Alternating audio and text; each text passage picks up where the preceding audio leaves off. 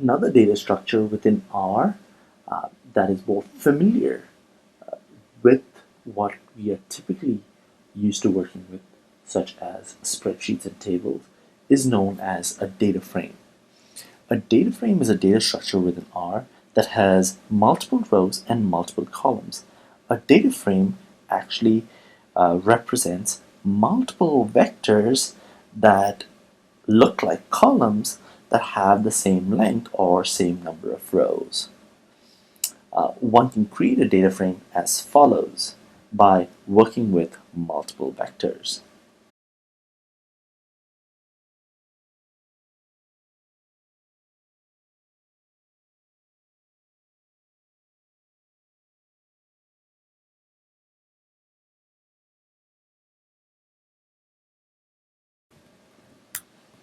In this case, we will be using the function data.frame.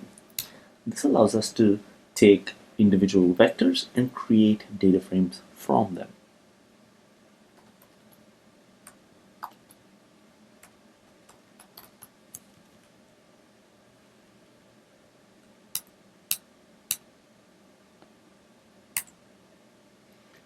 At the end of line 54, we have a data frame called employees.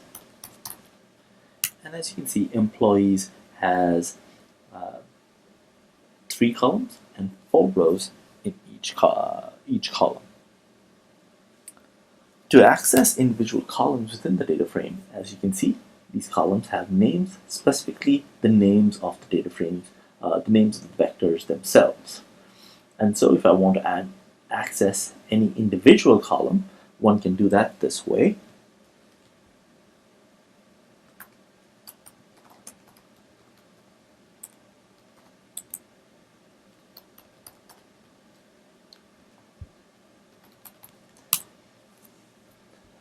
The dollar symbol allows me to identify the specific column that I am interested in. If I want to change the names of the columns, I can do it like this.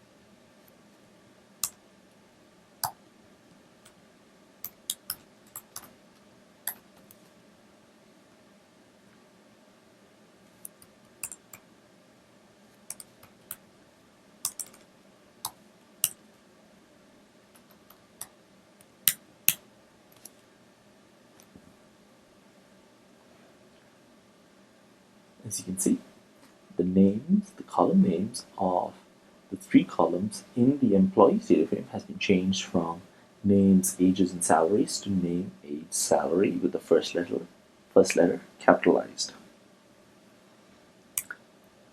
One can inspect the structure of a data frame using the str function.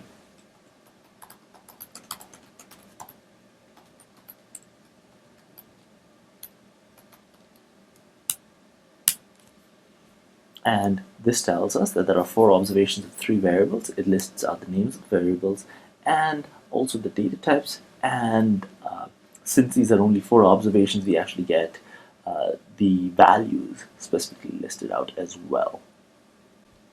In addition to identifying the structure of the data frame, one can look at dimensions of the data frame.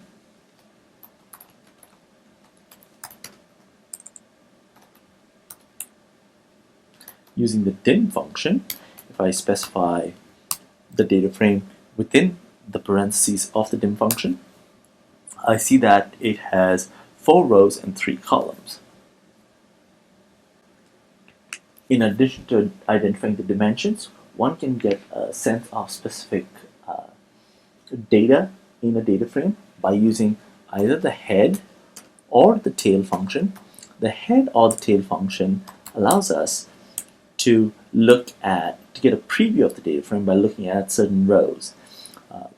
This data frame for employees only has 4 rows, and so the head and the tail will return all 4 rows. However, we can use the n parameter to see maybe, for instance, 2 rows. And so we see only 2 rows instead of the typical 5 rows that the head function provides by default. The same goes for the tail function as well.